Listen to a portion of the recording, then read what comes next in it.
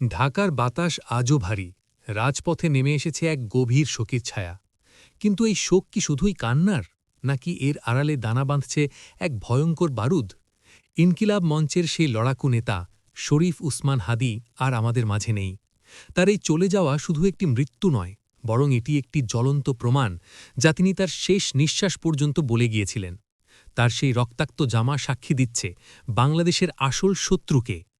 হাদির ওপর সেই বর্বরচিত হামলা এবং তারই প্রস্থান পুরো জাতিকে এক ভয়াবহ বাস্তবতার সামনে দাঁড় করিয়ে দিয়েছে। ইনকিলাব মঞ্চ এখন আর কোনো সাধারণ সংগঠন নয়, এটি পরিণত হয়েছে এক অগ্নিগিরিতে। তাদের নেতার কফিনে হাত রেখে তারা আজ যে শপথ নিয়েছে তা ঢাকার বুক কাঁপিয়ে দিচ্ছে। তাদের দাবি আর কোনো অনুরোধ নয়, সরাসরি আল্টিমেটাম। বাংলাদেশে ভারতীয় দূতাবাসের কার্যক্রম আর চলতে দেওয়া হবে না। শরীফ উসমান হাদির ওপর হামলাকারী তার হত্যাকারীরা যদি ভিনদেশি দূতাবাসের আশ্রয়ে থাকে, তবে সেই দূতাবাস রাখার কোনো অধিকার এদেশের নেই। আজ তার মৃত্যুর পর সেই হুঁশিয়ারি পরিণত হয়েছে যুদ্ধের ডাকে। ইনকিলাব মঞ্চ ঘোষণা দিয়েছে, সরকার যদি কূটনৈতিক প্রোটোকলের দোহাই দিয়ে নীরব থাকে, তবে জনগণ আর বসে থাকবে না। তারা স্পষ্ট ভাষায় জানিয়ে দিয়েছে, প্রয়োজন হলে গায়ের জোরে দূতাবাসের গেটে তালা ঝুলিয়ে দেওয়া হবে। দূতাবাসে প্রতিটি নাট বল্টু খুলে ধোলাইখালে বিক্রি করে দেওয়া হবে। ভাবুন তো একবার, পরিস্থিতি কোন দিকে মোড় নিচ্ছে। একদিকে স্বজন হারানোর বেদনা, অন্যদিকে সার্বভৌমত্ব রক্ষার চূড়ান্ত লড়াই।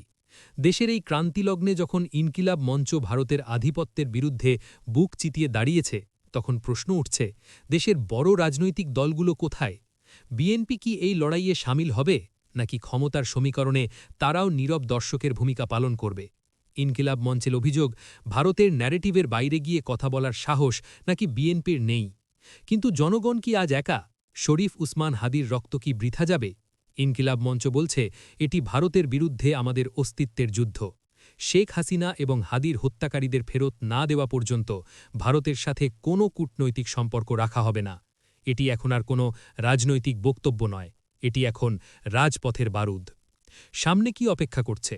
ভারতীয় দূতাবাস বন্ধের এই আন্দোলন কি শেষ পর্যন্ত এক রক্তক্ষয়ী সংঘাতে রূপ নেবে, নাকি বাংলাদেশ দেখবে এক নতুন বিপ্লব, যেখানে ভিনদেশী আধিপত্যের কবর রচিত হবে? সময় খুব কম আর উত্তেজনা চরমে।